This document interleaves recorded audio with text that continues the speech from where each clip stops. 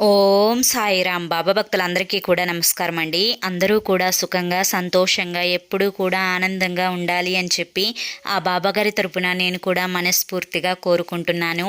ఈరోజు బాబాగారు అందించే సందేశం ఏంటి అంటే కనుక, తల్లి, ఈ రాత్రి 8 గంటల లోపే ఒక శుభవార్త అనేది నీ చెవిన అనేది పడబోతుందమ్మా.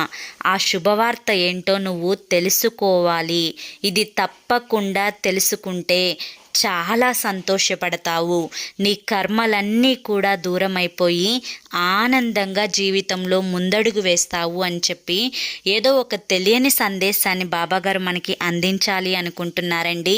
మరి ఆ శుభవార్త ఏంటో మీరు చూడాలి అనుకుంటే కనుక కింద మీకు @సాయి పిలుపు అని కనిపిస్తుంది కదా ఛానల్ నేము, దాని కింద ఉన్న టైటిల్ బటన్ని మీరు క్లిక్ చేయండి. క్లిక్ చేస్తే బాబాగారి సందేశం శుభవార్త వెంటనే తెలుస్తాయి.